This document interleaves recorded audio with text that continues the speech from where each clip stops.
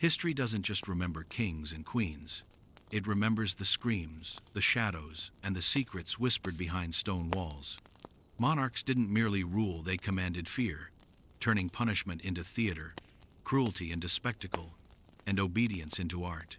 Behind gilded thrones and jeweled crowns lies a world of agony, of minds broken in silence, and bodies shaped by terror. In this story, you'll glimpse the tools, the rituals, and the minds that wielded suffering as power itself. Some horrors were subtle, others shockingly public. Some left scars seen only in memory, some etched into the flesh of history. Step carefully, for this is a journey into the dark heart of authority, where fear was currency, cruelty was craftsmanship, and even power itself could become the greatest predator of all.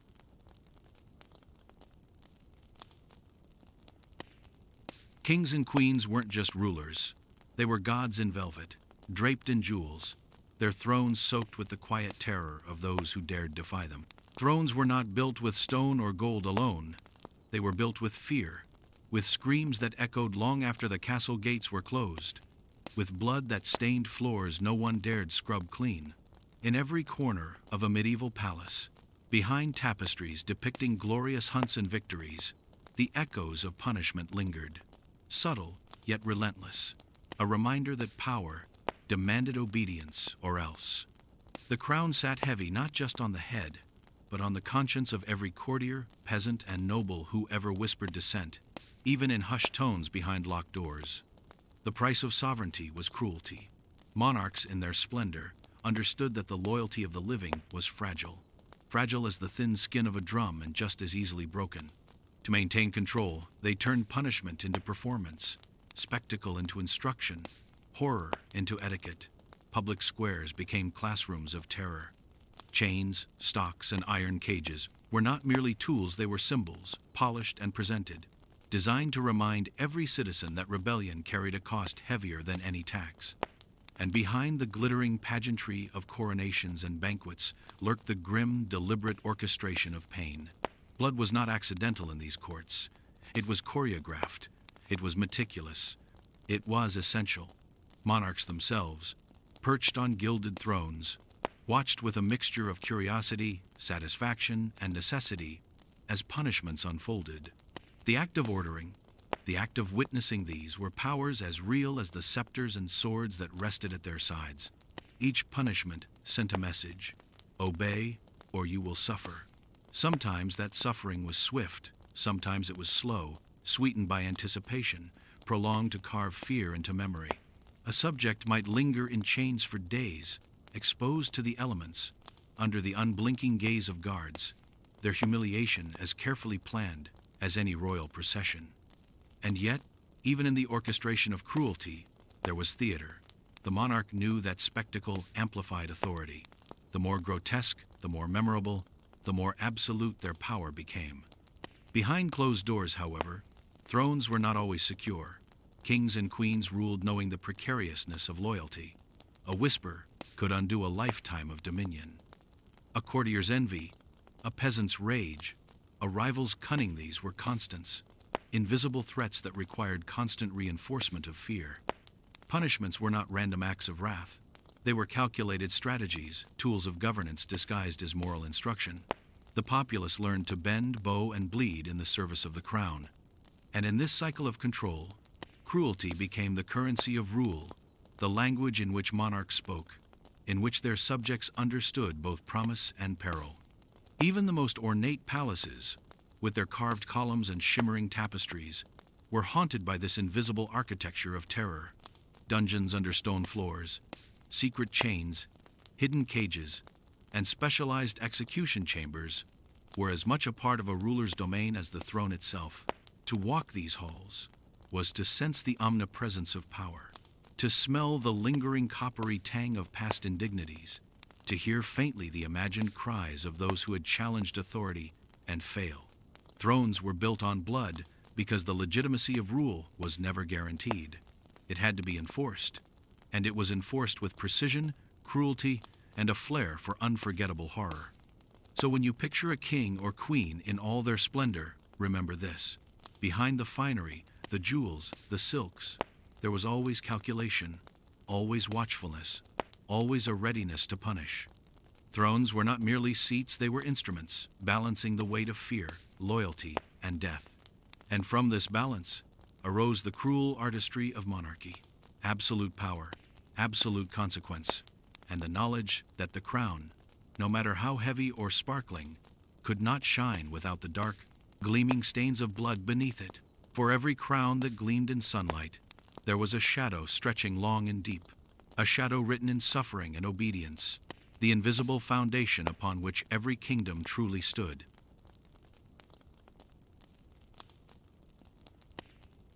In the eyes of kings and queens, shame was a weapon sharper than any blade, a tool designed to pierce pride and fracture dignity with surgical precision. Public humiliation was not merely punishment, it was instruction, spectacle, and theater rolled into one, performed on a stage far grander than any palace hall.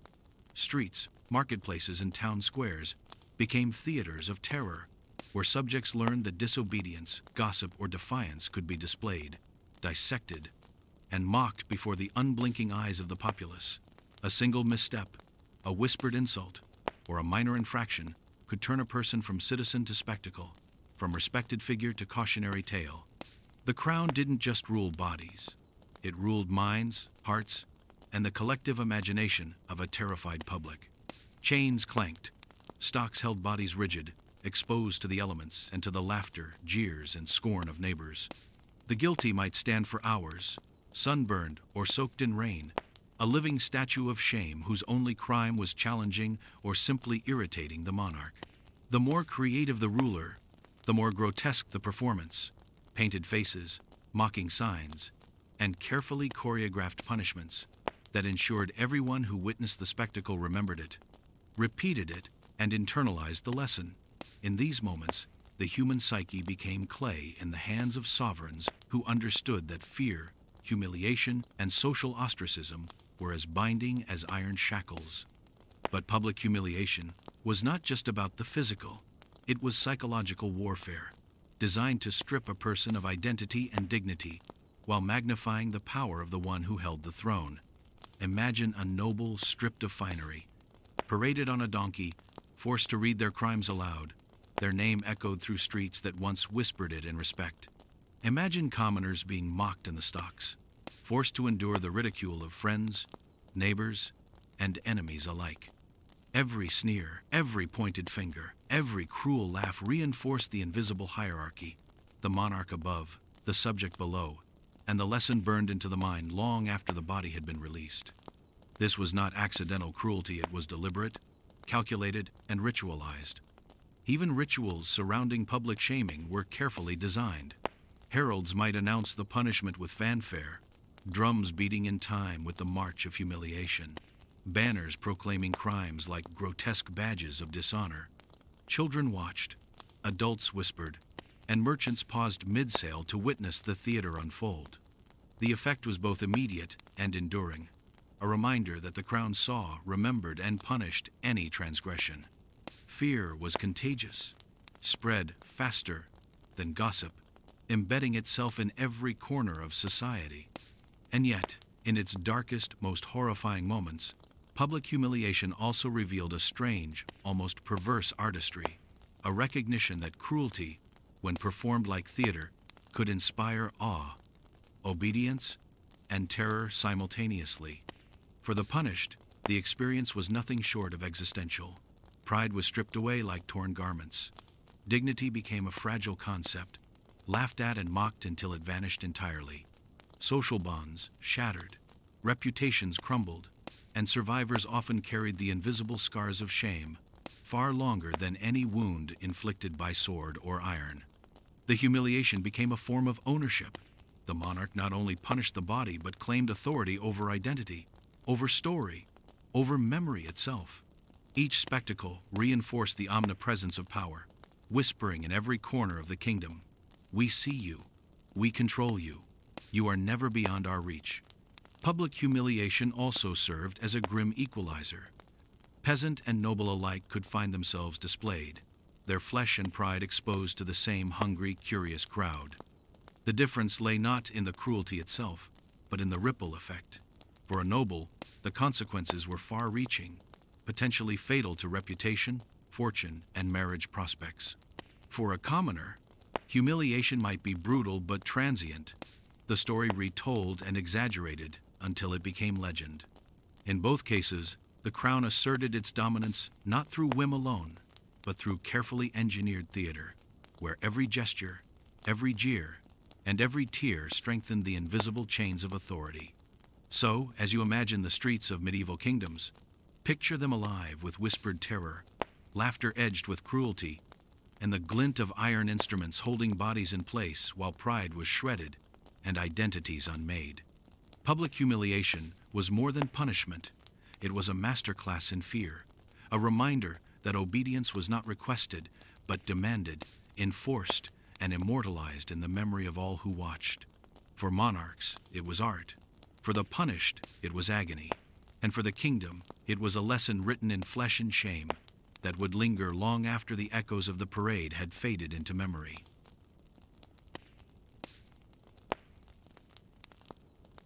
Pain was a language rulers spoke fluently, and the body was their canvas. Physical torment was never random. It was crafted, deliberate, a precise art form designed to extract obedience, demonstrate power, and etch fear into the marrow of every witness. In courts and dungeons across kingdoms, chains, racks, iron spikes, and cruelly simple devices transformed flesh into a testimony, a living proof that kings and queens could bend reality to their will. Every muscle stretched, every joint twisted, every nerve seared with fire or cold reminded the victim and the populace alike. Defiance carries a price, and the crown collects it without mercy. Instruments of torment were as varied as the imaginations of the monarchs who commissioned them. The rack stretched bodies until ligaments tore, joints dislocated with sickening pops, screams filling empty halls and echoing into memory long after the victim collapsed in exhausted agony.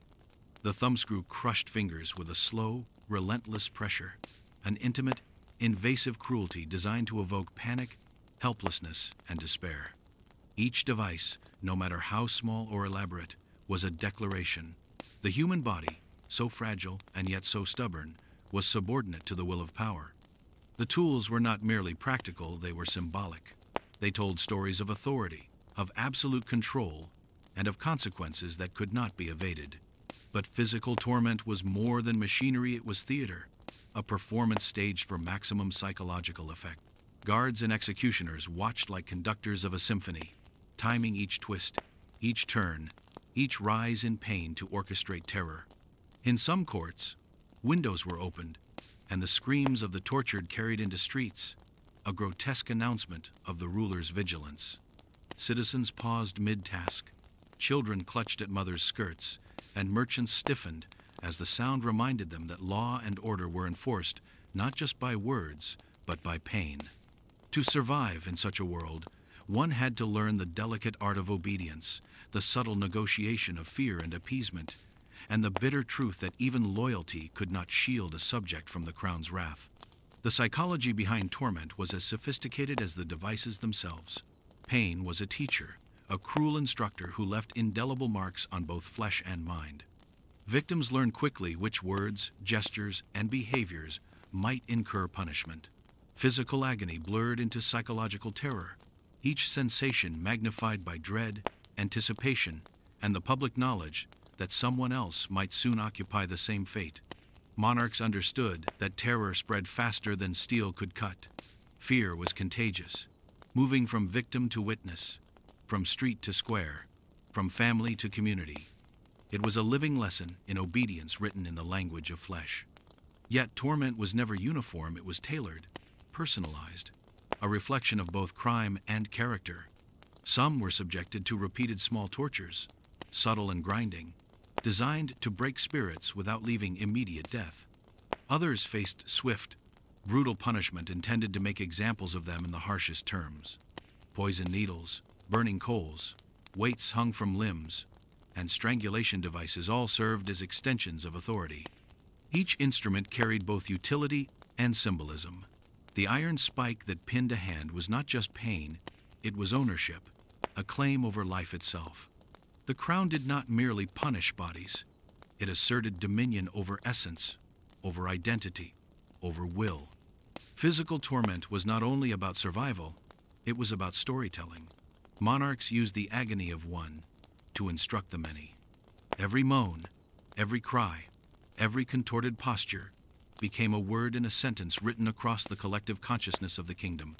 Justice and cruelty became inseparable, entwined in ritual, spectacle, and obsession. The tortured body spoke a message that ink on parchment could never convey. Absolute power is not given, it is taken, enforced, and remembered in every heartbeat that quivers in fear. When the instruments were set aside, and the victim finally released or broken, the memory of pain lingered, a silent echo shaping the lives of all who had witnessed it. The crown had done more than punish it, had crafted obedience, terror, and awe into an art form.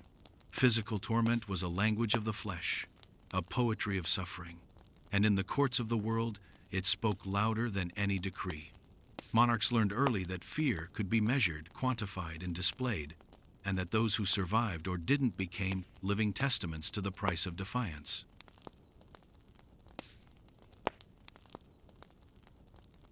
History is cruelly specific about those who suffered under royal whims. Names etched in chronicles are more than mere syllables. They are testimonies of pain, endurance, and sometimes sheer misfortune. Monarchs, drunk on power or paranoia, selected their victims with careful precision. A hint of defiance, a whisper of ambition, a single misstep could mark someone for suffering that would be remembered for centuries. These were not faceless subjects. They were humans whose flesh, minds, and spirits became instruments in a cruel theater of authority. To study them is to understand the terrifying intimacy of power. Take, for example, the hapless nobles who incurred the wrath of Henry VIII. Anne Boleyn's fall is legendary, not merely for her execution, but for the psychological torment leading up to it. Confined, isolated, and subject to daily humiliation, she faced a court that whispered rumors, plotted betrayals, and manipulated appearances with surgical cruelty. Each day was a test. Would she break under suspicion, fear, or despair? When the day of execution finally arrived, it was both swift and calculated, a single sword stroke that ended more than a life. It ended a story, a promise, and a presence that had unnerved a king. Her name lives in history, not just for her role in a dynastic struggle, but as a cautionary tale of how beauty, ambition, and influence could draw lethal scrutiny. Other victims suffered longer, their torment designed to be both punishment and spectacle. Vlad the Impaler, the notorious Prince of Wallachia, made names like nobles and merchants immortalized in horror. Impalement, slow as a nightmare stretched across hours, transformed flesh into an instrument of terror. Victims were left upright on spikes, their faces frozen in disbelief and agony, a horrifying tableau visible to any who dared pass. Fear spread faster than disease. Neighbors and travelers alike learned quickly that defiance was a personal invitation to death. The terror was contagious, etched into the memory of the living as a reminder that power could be as sharp and sudden as the stake itself. Not all victims were nobles or infamous rulers. Ordinary people, often caught in political or religious crossfire, were equally subject to extreme punishments.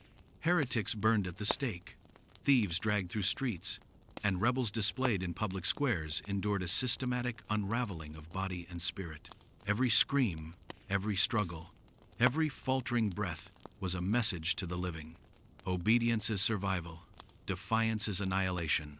Monarchs wielded cruelty as a tool of governance, understanding that the memory of torment could govern more effectively than law alone. In some cases, notoriety was inherited, as families became targets of sustained cruelty. Dynasties who angered a king could see generations punished, stripped of wealth, status, and sometimes life.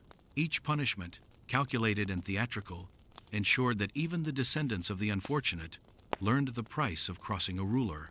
History preserved their stories not just to record suffering, but to cement the notion that absolute power leaves fingerprints on flesh, psyche, and legacy alike.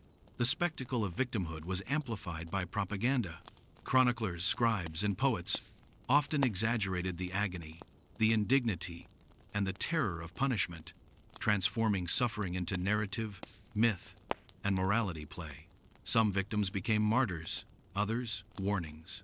In every case, their humanity was both exploited and immortalized. Portraits, etchings, and chronicles immortalized fear itself, a reminder that the instruments of power were not limited to steel and fire. They included the careful manipulation of narrative, reputation, and perception. Yet amid the cruelty, there was an odd endurance, a testament to human resilience. Diaries, letters, and whispered memories reveal how some victims maintained dignity, cunning, or defiance, even as their bodies were bent and broken. Surviving such torment, or witnessing it, left marks deeper than any scar.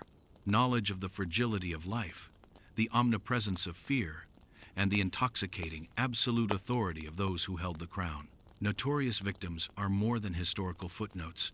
They are proof that monarchs measured power in lives, agony, and obedience.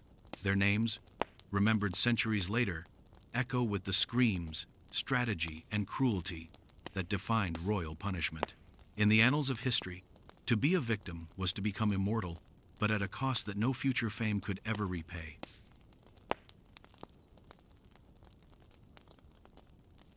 History remembers instruments of punishment not merely as tools, but as extensions of cruelty itself. Each device, carefully engineered, was designed to extract maximum pain, terror, and compliance. Monarchs didn't leave suffering to chance.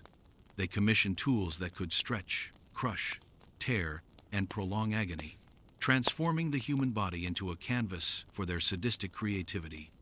These were not simple instruments of law, they were symbols, warning the living that power could reach into every sinew, every joint, every nerve, and leave no part of the body untouched by fear.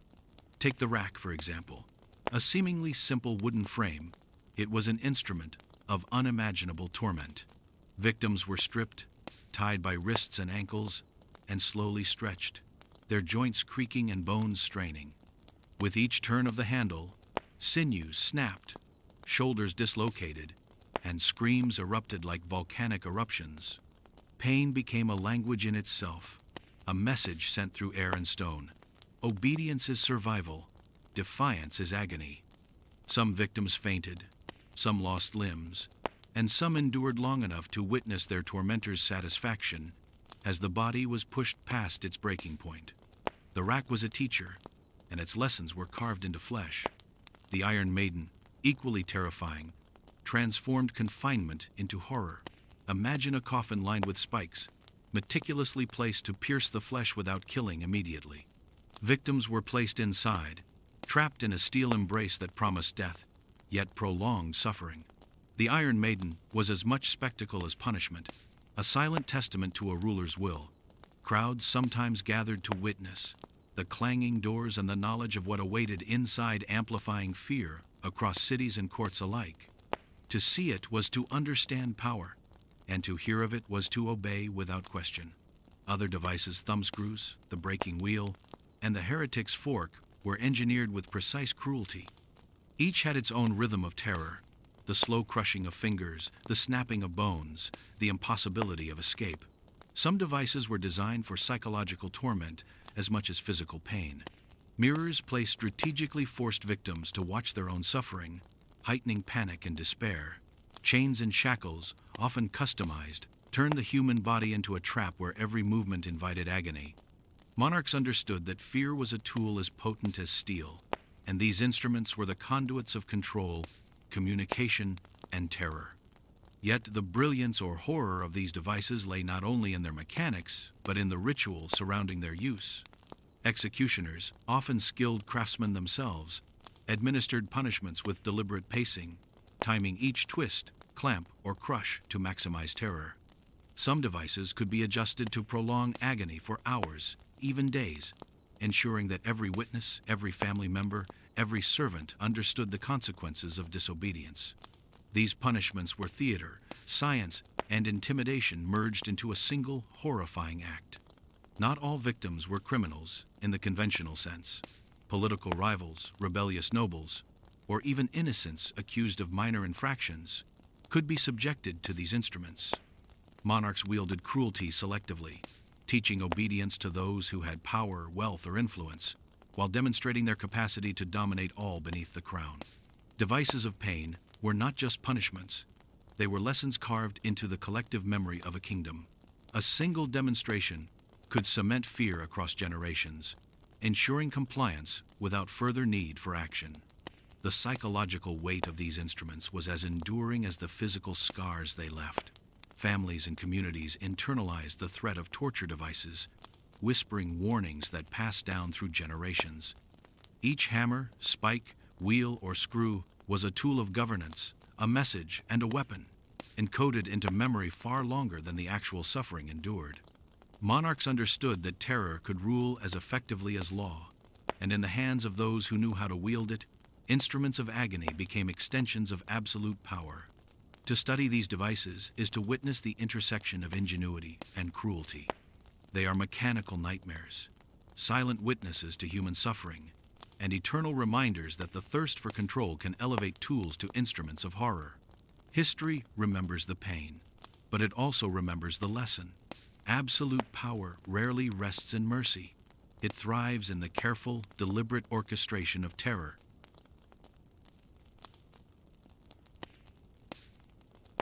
Pain wasn't accidental in royal courts. It was engineered. It had a method, a rhythm, a choreography. Monarchs and their executioners didn't simply inflict hurt. They designed it, measured out the seconds, calibrated the instruments, choreographed the screams so that suffering taught a lesson no speech ever could. If the crown wanted obedience, it learned that terror needed to be systematic, predictable, and unforgettable. So they made cruelty an exact science, with techniques, rituals, and rules as precise as any law. Think of the rack again. It wasn't just stretch until they cry. There were stages: tie the wrists, secure the ankles, turn the winch a measured quarter turn, a half, pause, watch the eyes. Is the victim still breathing? Turn again. Each rotation was deliberate, a note in a composition of agony. Executioners learned timing like musicians learn tempo. They knew how long a tendon could be stretched before it snapped, how much a shoulder could dislocate before the body went into shock. This was practical knowledge. Anatomy meets cruelty, and it made punishment both effective and efficient. Then there were methods designed to prolong torment without killing, because some rulers wanted spectacle more than swift death. The Iron Maiden, whether myth or real, embodies that philosophy: containment plus slow mortification. Spikes placed with care, holes where organs should not be pierced, design choices that maximized pain while postponing immediate demise. Or consider the breaking wheel, aimed to crush limbs, but not at once. Break, reposition, break again. Pain repeated becomes a lesson repeated. People remember lessons when they are forced to live them. Pain was also personalized. A noble might face public shaming before physical damage, stripped of titles, paraded then broken for dramatic effect. A heretic might endure burning because flames carried religious symbolism. Fire purified. The doctrine insisted, and the spectacle reinforced orthodoxy. The methods matched the message. Monarchs used technique to speak a language their subjects could not ignore. You will obey, or you will suffer in a manner suited to your crime, status, and the story we want told. Torture was not always hands-on. Sensory manipulation was a favored method. Light, or the absence of it, was a tool. Cups of water withheld until thirst delirium set in. Darkness pressed so tight, the mind invents terrors to fill the void. Sound too, a single bell rung at intervals to unmoor time, to make the hours grotesquely elastic. The human brain, starved of rhythm and certainty, becomes pliable.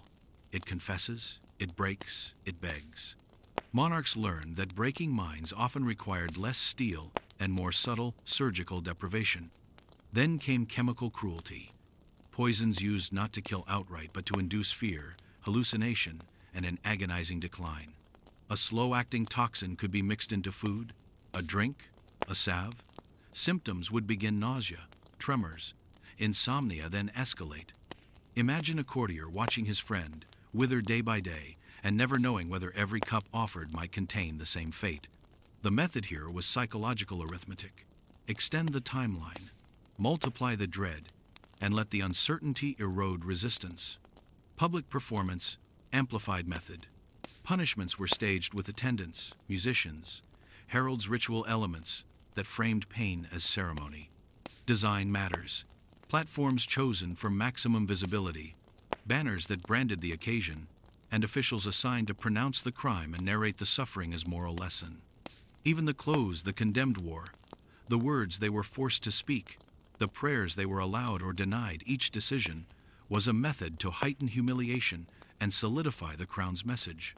The technicians of torment, executioners, artisans, apothecaries, were the unsung engineers of domination. They kept manuals in practice rather than ink.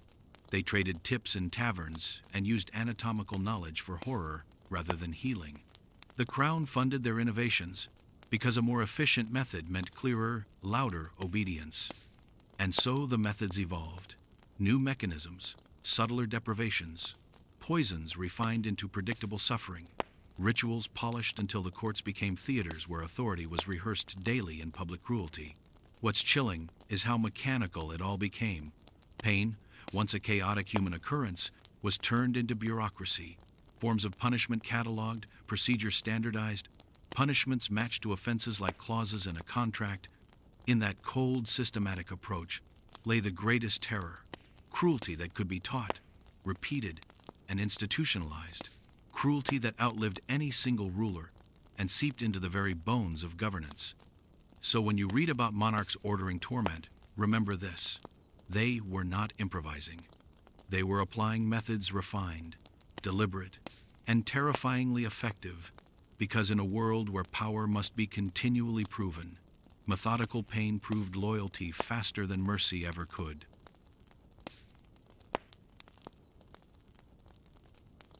History does not remember pain in silence.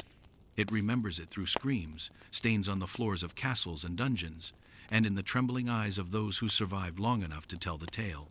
Monarchs, despots, and rulers understood that punishment was never merely correction, it was theater, spectacle, and warning, an instrument of power designed to be seen, whispered about, and feared.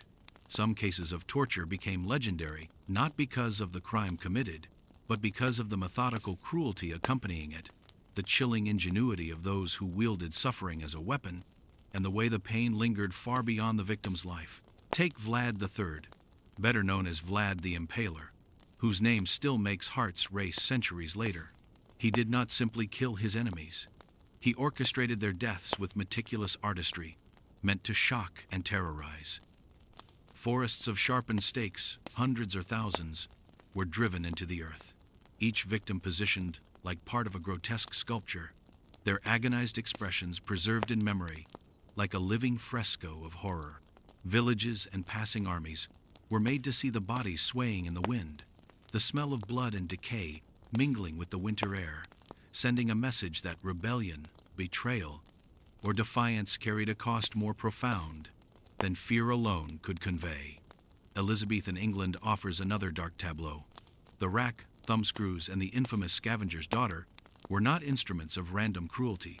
They were precision tools, calibrated to extract confessions, punish disobedience, and entertain the morbid curiosity of the court.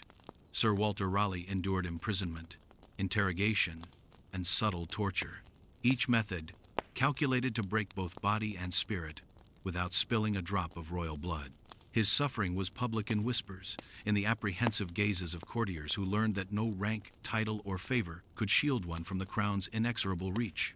These instruments of pain were themselves symbols, the crown's authority made flesh in metal and wood, a reminder of how fleeting life could be beneath absolute power.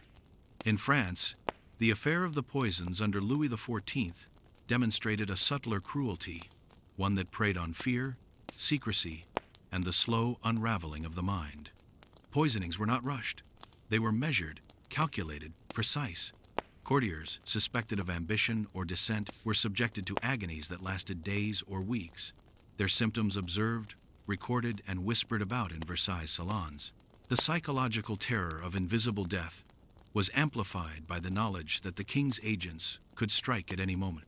Torture here was theater of perception as much as control, a chilling demonstration that absolute authority could extend even to the unseen and intangible. Asia, too, contributed grim examples. In feudal Japan, samurai, criminals, and rebels faced punishments designed to preserve order, enforce honor, and display authority. Breaking wheels, boiling in oil, or exposure to extreme elements were not acts of rage, they were rituals. Each method was tailored to the crime, the victim, and the lesson intended. Pain was codified, publicized, and remembered. The agony etched obedience into cultural consciousness, ensuring that rebellion's consequences were not only known, but imagined, feared, and internalized across generations. From India to Europe, rulers transformed suffering into narrative. Every scream, every lingering moment of fear served as a chapter in a story of dominance. Torture was never private, it was performance. Survivors became cautionary tales, their lives catalogued to teach obedience and consolidate fear.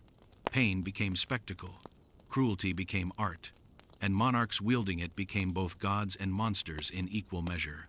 Famous torture cases endure not for the crimes that provoked them, but for the ingenuity, precision, and audacity of the suffering inflicted.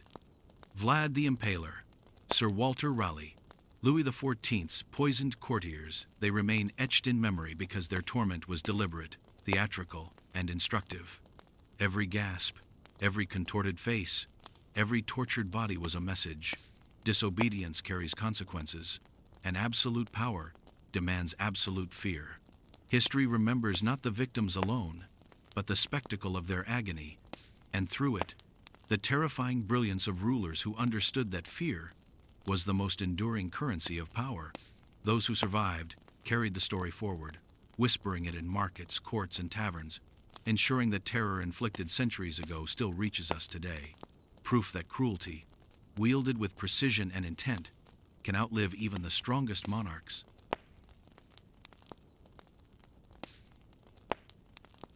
Poison was never just a substance.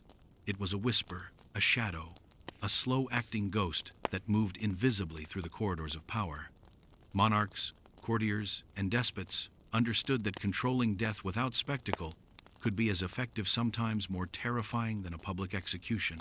To wield poison was to manipulate life itself, to make friends tremble, allies suspect each other, and enemies vanish quietly, leaving fear and uncertainty as the only witnesses. In history, poison became the most intimate instrument of authority because it struck without warning, leaving no witness but the body itself. Consider the court of Louis XIV, the Sun King. Beneath the glittering halls of Versailles, a hidden war unfolded. Courtiers who coveted influence, dared to oppose a favorite, or sought to disrupt the fragile balance of power, often found themselves victims of subtle, invisible toxins. Arsenic, belladonna, and carefully brewed concoctions could weaken a body slowly, producing fevers, vomiting, paralysis, and death. The king's agents, known to historians as poisoners of the court, measured doses with precision, observing the victim for maximum terror and minimal trace. A week of agonizing illness, a month of decline, even years of subtle poisoning could serve the crown's interests more effectively than a dagger or axe. England, too, witnessed poison's seductive cruelty. Elizabethan politics, rife with intrigue, offered fertile ground. Noblemen, ambitious courtiers, or foreign envoys suspected of treachery often succumbed not to swords, but to cups of wine, desserts laced with deadly herbs, or meals spiced with subtle toxins. Death appeared natural, sudden, or the result of illness, but the knowledge that any drink, any bite, any handshake could carry the end of life filled every chamber, every banquet hall, every whispered conversation with tension and dread. Poison was psychological theater. The crown could terrify without public spectacle, and fear could spread faster than any decree. In Asia, poison became both science and ritual. In imperial China, political rivals were eliminated, not with open confrontation, but with carefully administered toxic brews.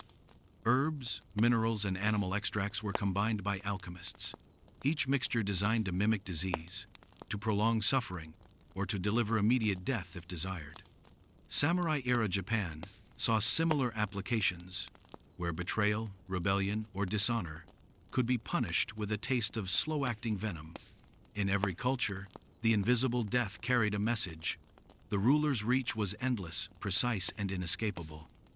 Poison's power was not only physical, it was deeply psychological. Victims never knew when, how, or why death might come, and suspicion poisoned relationships faster than the substances themselves. Families, friends, and allies were forced into constant vigilance, never certain who could be trusted, never certain that survival tomorrow was guaranteed. This uncertainty created obedience, compliance, and self-censorship far more effectively than chains or whips. In a world where a cup of wine could mean the end, power became both invisible and absolute. Some poisonings became legendary for their creativity and cruelty. Catherine de' Medici, the feared Queen of France, allegedly mastered combinations that produced not only death, but dramatic symptoms, vomiting, convulsions, and protracted agony, turning meals into theaters of terror. Her enemies often died slowly, watched over by courtiers who whispered of the queen's skill, and the mere suggestion of poison created paranoia throughout the court. Each whispered warning, each suspicious cough, each vanished rival reinforced authority without a single battle. From Europe to Asia, the lesson was the same. Poison was power. It allowed rulers to strike without blood on their hands, to manipulate allies and enemies alike, and to extend fear far beyond a single execution. Monarchs understood that the most effective cruelty was often invisible, delayed, and personal. A poisoned body was proof that authority could reach beyond walls, guards, and swords. The quiet death spoke louder than public spectacle, reminding everyone that rebellion, envy, or ambition could vanish into nothingness at the ruler's discretion. Poison was intimate, terrifying, and unforgettable. It made every bite, every sip, every handshake a potential verdict, a gamble, and a lesson. The rulers who mastered it understood human nature as deeply as any philosopher. Fear, uncertainty, and the slow unraveling of the body could control kingdoms far more reliably than armies ever could. In the annals of history, poison became more than a weapon. It became a narrative of absolute authority, a reminder that life itself could be manipulated, and that power was never safer than in the hands of those willing to kill invisibly, patiently, and without mercy.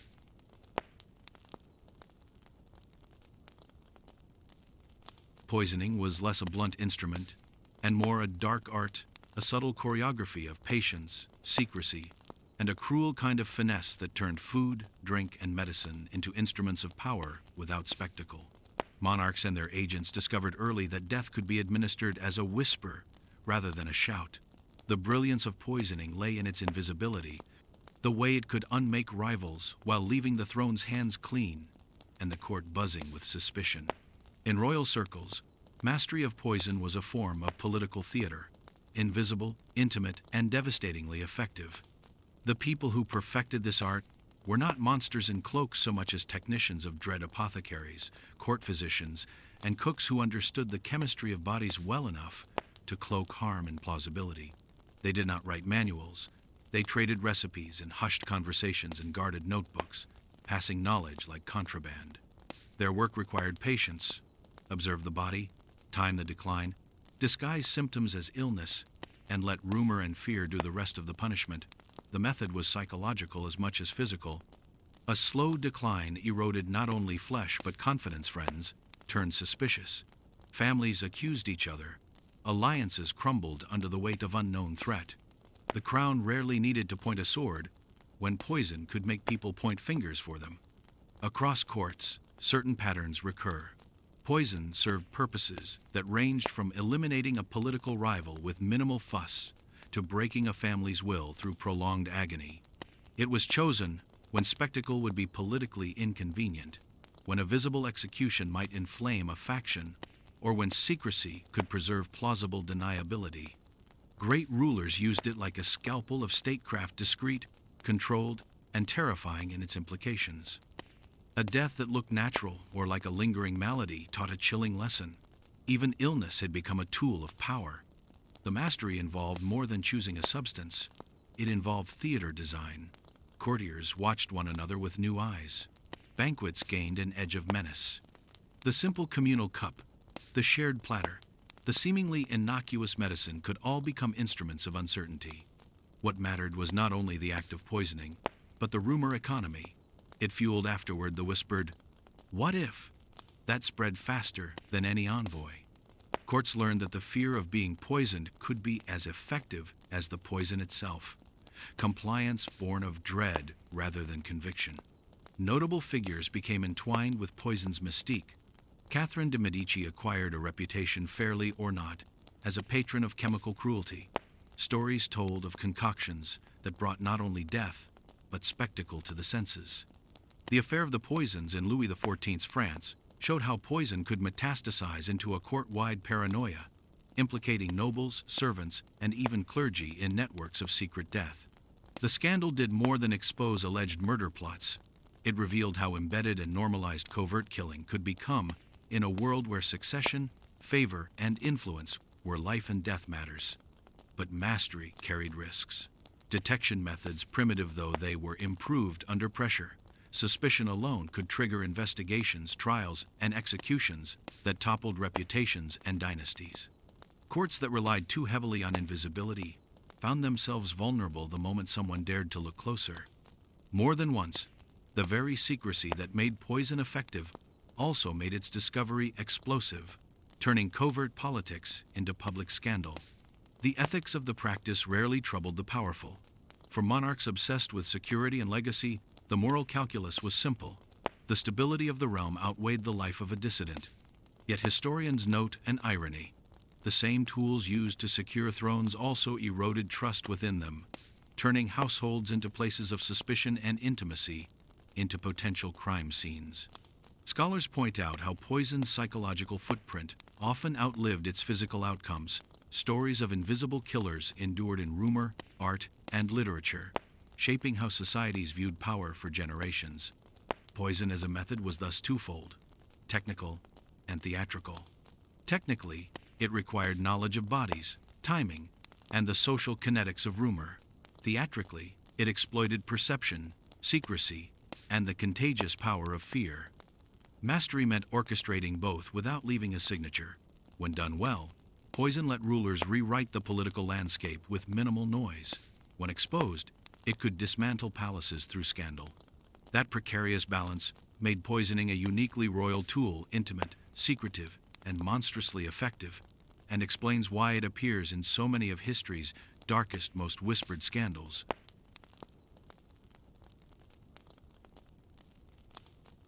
The shadows of history are littered with those who fell not by sword or spear, but by a quieter, more insidious hand.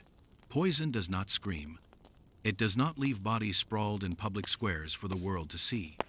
Its cruelty is in its subtlety, its ability to consume life in silence while twisting minds, friendships, and trust into knots of suspicion. The victims of poison were often the unsuspecting, the ambitious, or the too trusting courtiers, nobles, and even monarchs themselves, who found that the most lethal threat was invisible and often intimate. Take Agrippina the Younger, mother of Nero. She wielded ambition like armor, yet fell prey to the very art she understood. Poison was intended to be her end, a hidden draught in her cup, but her cunning delayed the inevitable. The cup failed, but the act left her exposed to further schemes, a chilling reminder that mastery of poison was rarely infallible, even for those who lived among it. In France, the affair of the poisons during the reign of Louis XIV claimed lives quietly, yet dramatically. Nobles, courtiers, and servants were implicated, often accused of offering or receiving the tiniest measure of death. Madame de Brinvilliers, for instance, became a symbol of slow, secretive suffering. Her victims' family members in their own homes were stricken by symptoms that appeared natural: fever, stomach pains, weakness. The horror was psychological as much as physical, as the fear that any meal, any sip, could carry death spread like wildfire. The poisoner's victims became unwilling actors in a theater of paranoia that gripped Versailles itself. England offered its own victims. The Tudor and Stuart courts, rife with intrigue, knew the unseen hand of poison all too well. Courtiers whose ambition or proximity to the throne made them convenient targets often suffered a slow decline. Symptoms were misattributed to illness, and trust dissolved into suspicion. The body could fail in silence, but the mind and relationships fractured noisily, leaving the victim isolated in fear before death finally came. Even beyond Europe, poison claimed names that echo in history. In Asia, the Ming and Qing courts saw ministers and generals vanish quietly, their end attributed to fate, yet whispered to be the careful work of rivals with mastery of herbs and alchemy. Each death served as a warning. The smallest dose, the subtlest mix, could alter dynasties and dismantle empires without a single public outcry. What unites these stories is the intimacy of their terror.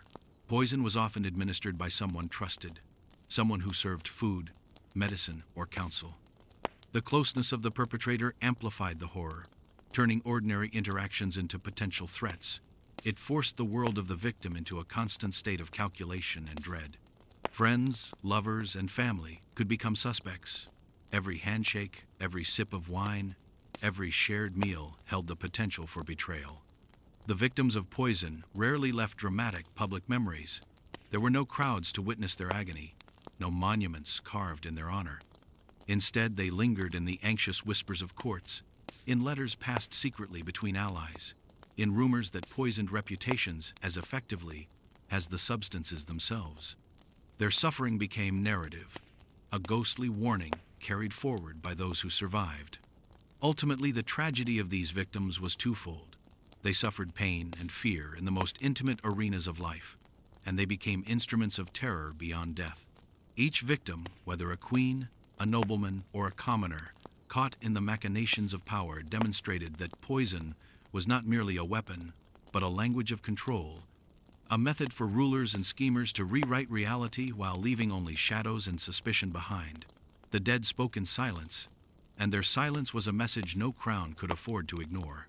Here, in these whispered deaths, we see the full horror of poison, not in spectacle, but in intimacy, not in cries, but in the quiet collapse of trust, and not in a moment, but across days, weeks, or months, as life slowly ebbed away at the hands of a carefully measured invisible power.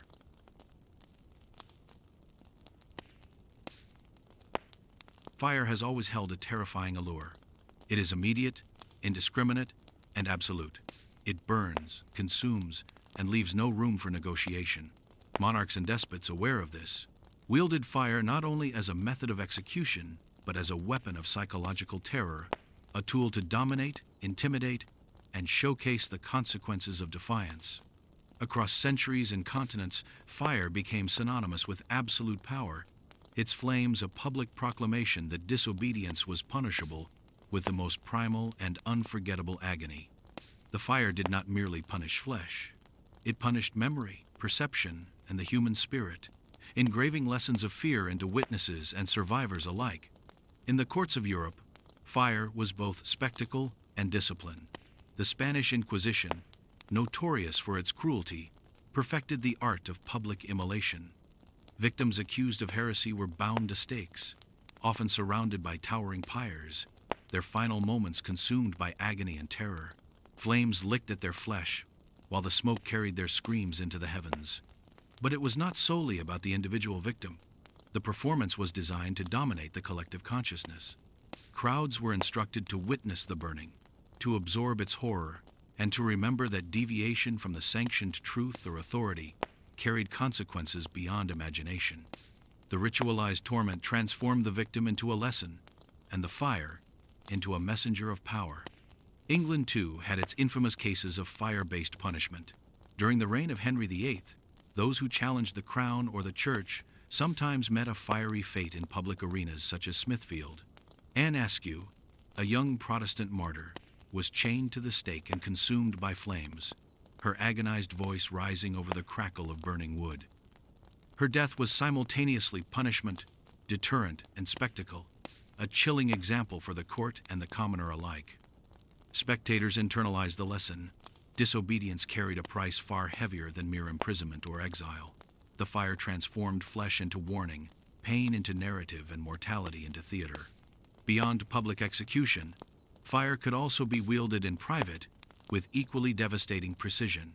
Noble courts sometimes employed scalding or slow burning on those who had angered a ruler without the gaze of the crowd. These punishments were meticulously calibrated to prolong agony, leaving victims physically scarred and psychologically broken. The flames, instruments of controlled torment, became extensions of authority, proving that suffering need not be immediate or fatal to convey the ruler's dominion.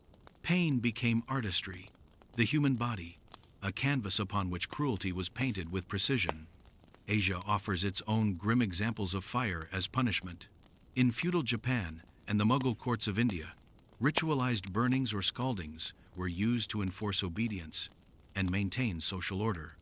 These punishments, often executed with deliberate slowness, were tailored to maximize both physical torment and social deterrence.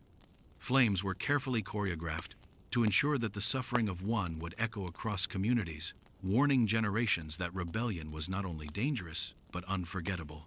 Fire spoke without words, teaching lessons of authority that mere decrees could never convey. The psychology of fire-based punishment was as potent as the physical torment. Anticipation heightened terror. The smell of smoke, the crackling of wood, and the roar of flames created a mental crucible as intense as the physical one. Victims endured fear, disbelief, and panic long before their flesh was scorched. Spectators internalized the lesson, experiencing vicarious terror as they watched agony unfold. The fire was a narrative, a warning, and a demonstration of control all at once. Pain, anticipation, and spectacle became inseparable. Fire did more than kill. It transformed individuals into symbols, witnesses into carriers of fear, and flames into lasting instruments of authority. Those who survived, or whose deaths were publicly recorded, ensured that the terror of fire outlasted the rulers themselves. Every charred bone, every agonized scream, every lingering ember served as proof. Absolute power demanded absolute fear, and fire was the most eloquent language of dominance ever devised. The victims of fire, whether seen by crowds or hidden behind palace walls, became eternal reminders of cruelty's precision. Flames, intertwined with flesh and spirit, taught obedience, extracted terror, and etched a lesson into the collective memory that no words could ever surpass. In the theater of punishment, fire was both the actor and the message, consuming all but the lesson it left behind, a lesson that echoed far beyond the pyres, across generations, and deep into the annals of history.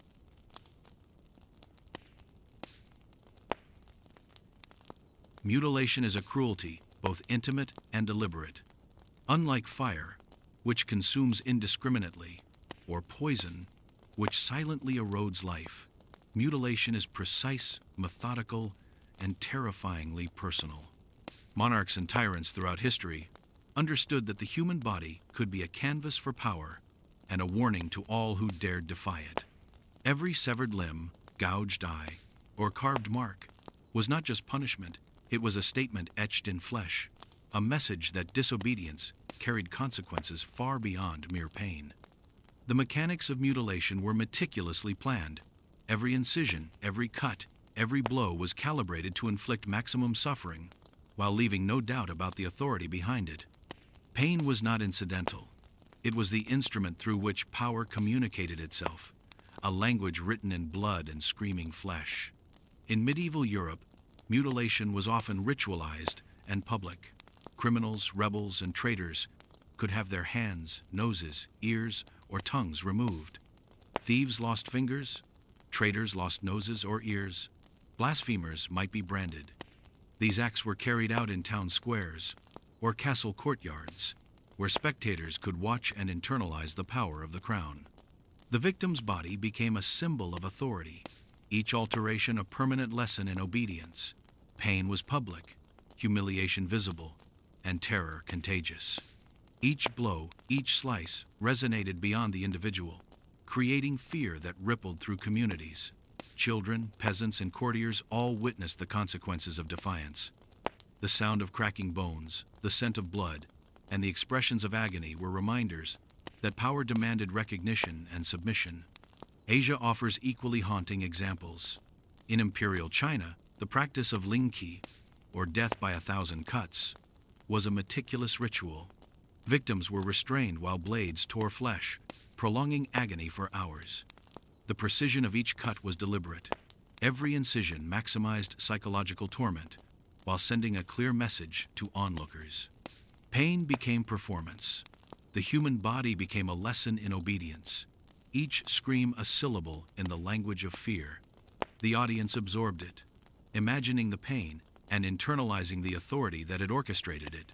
Even after death, the memory of the mutilated body served as a warning, a lingering specter of the consequences of disobedience. The Ottoman Empire also utilized mutilation for political control. Rivals, potential heirs, or enemies of the Sultan could be maimed, hands amputated, noses or ears removed as a visible reminder of royal authority. Unlike execution, mutilation allowed victims to survive as living monuments of power, their altered bodies a warning to anyone considering defiance. Precision was crucial. Each act was carefully staged, every cut deliberate. The body became a permanent message, signaling that the reach of the ruler extended to every limb, every feature, every aspect of life. In some cases, mutilated individuals were paraded through streets, forced to display their suffering publicly, ensuring that fear circulated faster than rumor or gossip. The psychological impact of mutilation often surpassed the physical agony. Victims anticipated each blow, each incision, heightening terror. Pain was targeted and symbolic. Tongues removed, silenced dissent. Hands severed, punished theft. Eyes gouged, punished betrayal. Spectators learned vicariously. They absorbed fear, understanding that resistance carried consequences beyond the individual. Mutilation transformed the body into language, agony into instruction, and fear into memory. Historical records show that mutilation was both practical and theatrical. Every act carried symbolism, marking a criminal, punishing a rival, or demonstrating dominance. Flesh became a medium for communication, and suffering became spectacle. Pain was codified, calculated, and ritualized, ensuring that cruelty left a lasting impression. Monarchs knew that permanent disfigurement communicated authority in ways words could not. Each act reinforced control, inspired obedience, and created living symbols of power that outlasted the monarch's reign. Mutilation was never random. It was methodical, permanent, and public. Victims became cautionary tales, their bodies marked as evidence of obedience enforced through terror. Pain, humiliation, and the visible results of disfigurement turned human flesh into a message fear-given form. The mechanics of mutilation ensured that suffering was not fleeting. Each act, each cut, each scar became a monument to authority, a warning etched into history. Those who survived carried the lesson forward, whispering it through generations. In the precision of mutilation, cruelty became performance, fear became instruction, and monarchs transformed into gods of terror and remembrance.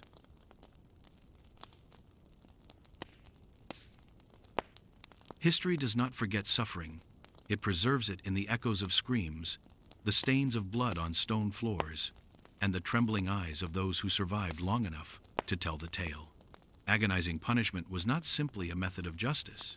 It was a demonstration of power, a public lesson, and often an elaborate performance designed to cement authority in the minds of the masses. Monarchs and rulers understood that pain could be more persuasive than law, more effective than rhetoric. It was an instrument, wielded with precision, shaping obedience through fear, shaping memory through horror. Consider the infamous reign of Vlad III, Vlad the Impaler. His cruelty was systematic, almost artistic in its execution. Forests of sharpened stakes became a signature of his rule, thousands of victims impaled in grotesque positions along roadsides and city entrances. Each corpse was a message, a permanent sculpture of agony meant to instill terror. Villages and travelers were forced to witness the result, the wind carrying the metallic scent of blood, the winter air filled with decay. It was a warning. Defiance carried a price more absolute than mere death. This was not random violence. It was performance. Pain was codified, choreographed, and amplified by the environment in which it unfolded. Elizabethan England offers a different, equally chilling tableau. The rack, thumbscrews, and scavenger's daughter were not tools of arbitrary rage. They were instruments of meticulous cruelty. Sir Walter Raleigh endured interrogation and physical torment, each procedure designed to break both spirit and body without a single drop of royal blood being shed. The agony was public in whispers, in the wary glances of courtiers who understood the invisible grip of authority. Each device, each calculated twist of flesh, transformed the punishment into a spectacle. It was theater, morality, and lesson rolled into one. The crown's power was made manifest in iron, wood, and pain. In France, under the Sun King Louis XIV, cruelty took a subtler, more cerebral form. The affair of the poisons demonstrated that suffering did not always require spectacle. Poisonings, administered with calculated patience, became tools of control. Courtiers suspected of treachery were slowly consumed by invisible toxins, while rumors and whispers amplified the terror. Death came in measured doses, prolonging fear and eroding trust. Here, agony was psychological, as much a performance of perception as a physical affliction. The monarch's reach extended even to the unseen, ensuring that fear became a constant companion, infiltrating every chamber, every corridor, every conversation. Asia's historical records provide further examples of agony codified as power. In imperial China, the ritual of lingqi, or death by 1,000 cuts, is a harrowing testament to the intersection of method and cruelty. The body was restrained, sliced systematically, prolonging suffering for hours while creating a powerful demonstration of the emperor's authority. Each cut, each scream, was part of the lesson. The audience learned vicariously, internalizing fear, while the victim endured each agonizing moment. Pain became performance, and the human body a message. Obedience was impressed not just upon memory, but upon imagination itself. Japan, too, had its terrifyingly precise punishments. Samurai and criminals faced mutilations that were both public and ritualized. Breaking wheels, exposure to extreme elements, or scalding were tailored to the offense, ensuring that agony carried meaning. Each act was a lesson, etched into the cultural consciousness. The suffering of the individual was amplified by observation. Pain became codified morality, cruelty became pedagogy, and each act ensured that the lessons of the ruler extended beyond the individual to the collective psyche. From Europe to Asia, the pattern remains clear. Rulers turned agony into narrative. Pain was never accidental. It was deliberate, calculated, and unforgettable. Those who endured punishment became cautionary figures, their suffering cataloged and remembered. Agony became a symbol, cruelty a performance, and rulers simultaneously feared and immortalized. Each scream, each contorted face, each prolonged moment of terror was a message. Absolute power demands submission, and defiance comes with consequences etched into flesh, memory, and history itself. Agonizing historical examples endure not because of the crimes committed, but because of the ingenuity, precision, and audacity of suffering inflicted. Vlad the Impaler, Sir Walter Raleigh, Louis XIV's poisoned courtiers, and victims of lingqi each demonstrates that torment was more than punishment. It was communication. Pain was a language, agony the medium, and history the witness. In the end, these examples remind us that cruelty, when wielded with intent and artistry, outlives even the mightiest rulers, leaving a legacy that whispers terror across centuries.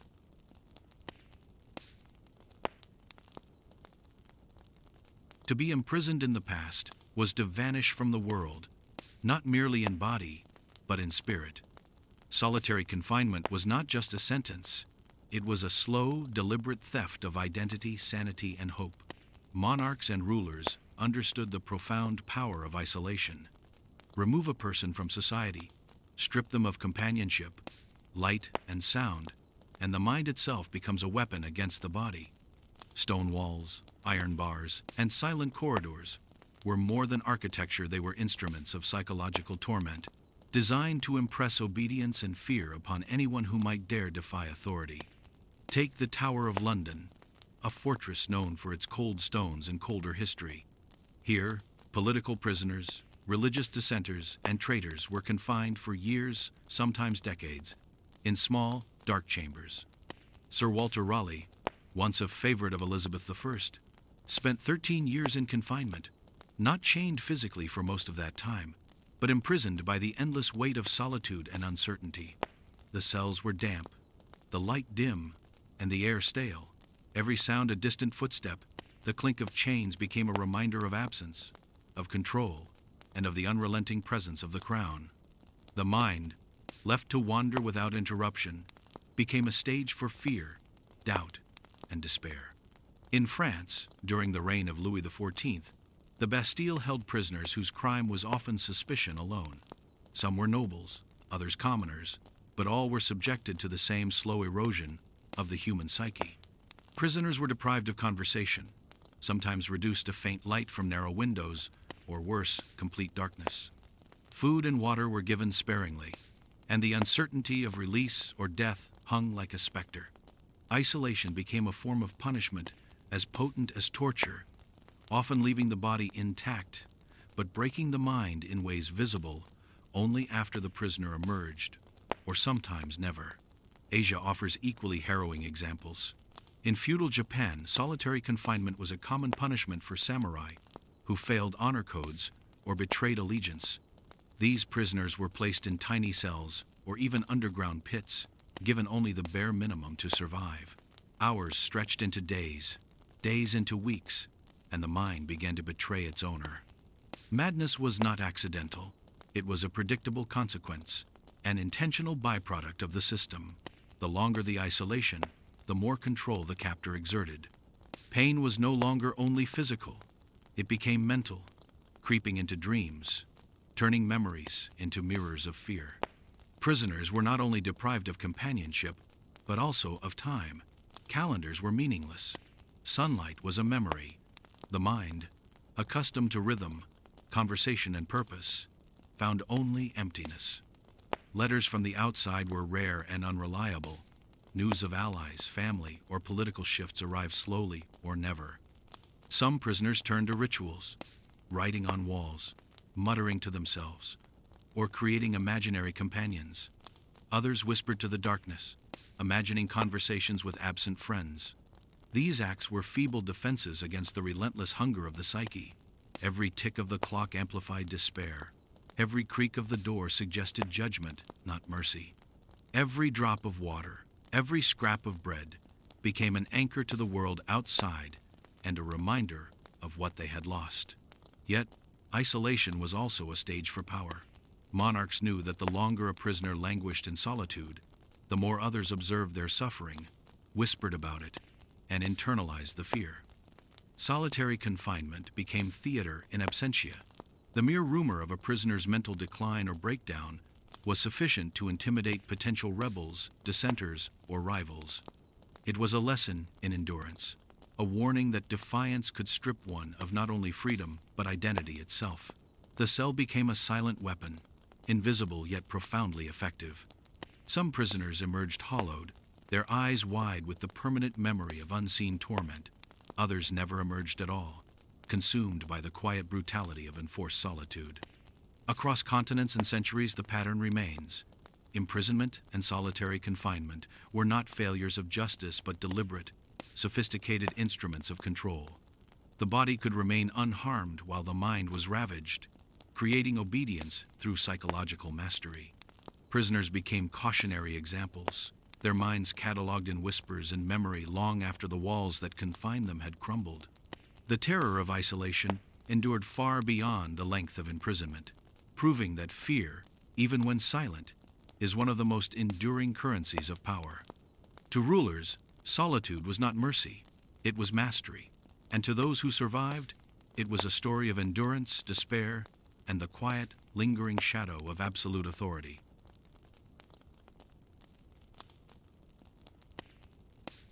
History often remembers punishment for its scars, its blood, and its broken bones. But some of the cruelest torments left no visible marks at all. They targeted the mind, the very core of identity, turning thought into a battlefield and memory into a weapon. Monarchs, despots, and rulers understood that controlling the body was temporary, controlling the mind was permanent. Psychological torment was the most insidious form of punishment. designed not only to break the victim but also to echo fear across courts, villages, and kingdoms. Consider the reign of Louis XIV, the Sun King, who wielded fear as carefully as he wielded power. Courtiers suspected of dissent or ambition were subjected to endless uncertainty. A sudden summons, a whispered accusation, or the mere presence of the king's agents could provoke panic, paranoia, and sleepless nights. Prisoners were deprived of social contact, forced to navigate a world in which trust was impossible. Friends vanished, allies were executed, and every shadow carried the possibility of betrayal. The mind, left without certainty, created its own terrors, a self-perpetuating agony that no blade could match. In Elizabethan England, torture of the psyche was a fine art. Accused witches, traitors, or political rivals were often subjected to long interrogations that blurred reality and illusion. Sleep deprivation, constant questioning, and the manipulation of hope were all weapons. A prisoner might be promised mercy only to have it cruelly withdrawn. Every word, every gesture from guards and interrogators became a tool to unsettle the mind. Sir Walter Raleigh, though physically unharmed for long stretches, endured relentless mental pressure, forced to anticipate death, to watch allegiances shift, and to wrestle with uncertainty so profound it gnawed at his very sense of self. Beyond Europe, psychological torture was codified in law and ritual. In feudal Japan, samurai found themselves in situations designed to disorient and terrify without causing physical harm. Threats of dishonor, ritual humiliation, and isolation combined with strict adherence to cultural codes created a pressure cooker for the mind. The fear of losing honor or worse, the perception of shame was enough to drive men to despair, madness, or ritual suicide. Pain was no longer measured in cuts or bruises. It was counted in sleepless nights, imagined betrayals, and the gnawing anxiety of anticipation. The human psyche is fragile, and rulers knew it. Psychological torment exploited this fragility with meticulous care. Threats of execution, mutilation, or exile were often more effective when delayed, left uncertain, or veiled in ambiguity. A whispered rumor could dismantle a noble's confidence. Letters, sometimes falsified, sowed distrust. Even freedom could be weaponized. A release accompanied by subtle humiliation reminded the victim of their vulnerability, of the omnipresence of authority. Fear was not merely a consequence, it was a currency, circulated and compounded, creating obedience that could last a lifetime. Mental punishment often outlived physical punishment. A person might survive a rack, a poison, or fire, but the memory of relentless psychological assault could never be erased. Sleep patterns were destroyed, trust became impossible, and paranoia lingered long after the captor was gone. Monarchs understood this better than anyone. The mind could be bent, reshaped, and broken in ways that ensured obedience, even when the hand that inflicted the punishment was no longer visible. Entire families, factions, and nations internalized these lessons. Fear became systemic, a shadow cast over the population that persisted long after the original act. Some of the most famous victims of psychological torment endured it silently, their suffering hidden beneath stoic expressions or forced politeness. Yet history whispers their stories through journals, letters, and recollections of observers. The terror of being watched, manipulated, or gaslighted is not a historical footnote.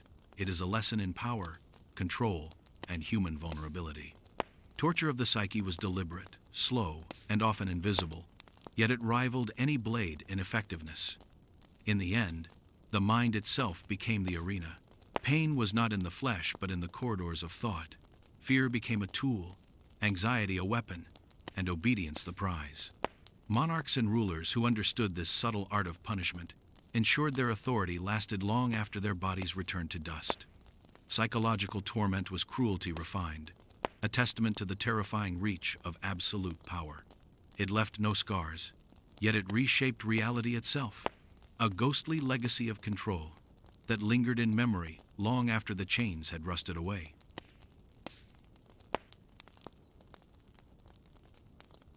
Absolute power, as history often shows, carries a hunger that cannot be sated.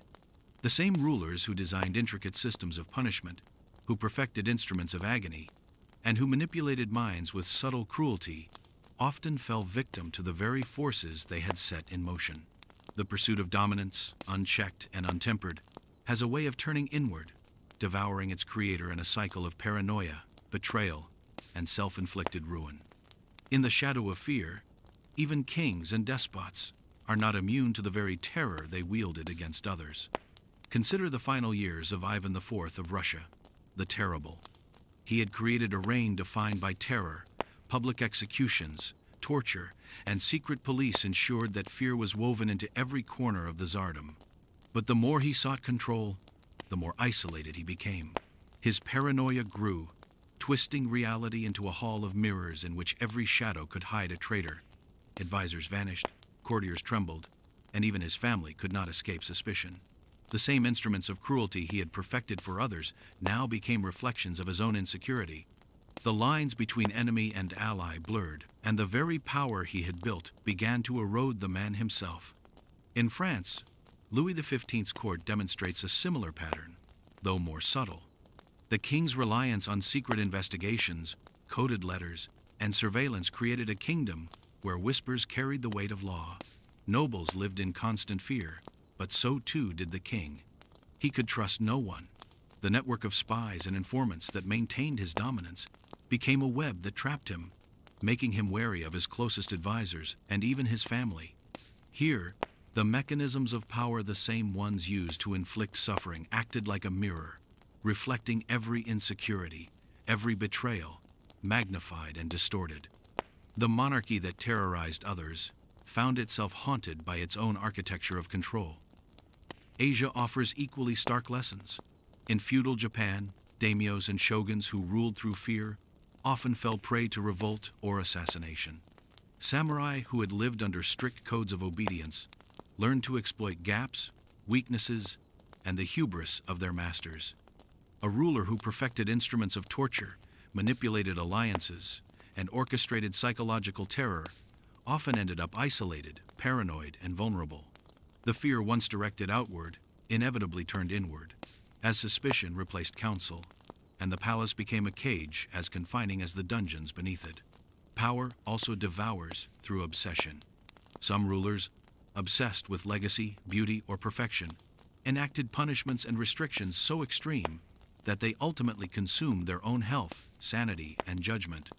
Elizabeth I, though admired for her strength, lived in constant fear of betrayal and disease, crafting her image so meticulously that her body became a prison. Her obsession with control over appearance, ritual, and courtly obedience illustrates a quiet but relentless self-devouring.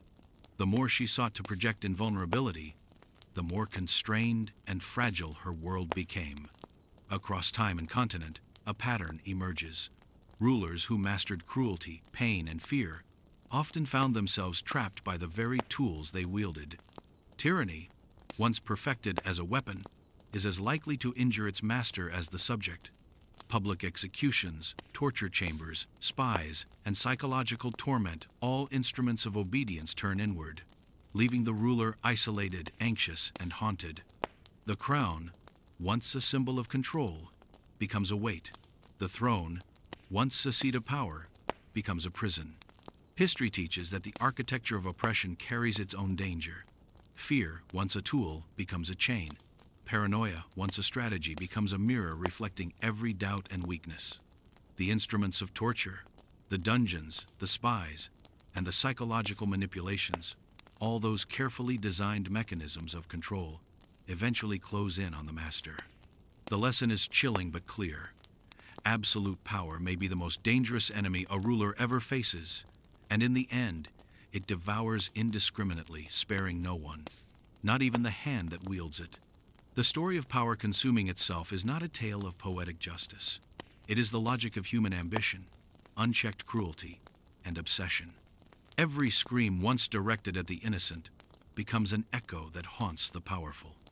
Every shadow in a dungeon, every whispered secret, every manipulated mind becomes a reflection of the very fear the ruler once commanded. In the final reckoning, the true horror is not only in the victims, but in the revelation that power, absolute and unchecked, is a force that ultimately turns inward, leaving devastation in the place of empire, and terror in the place of legacy.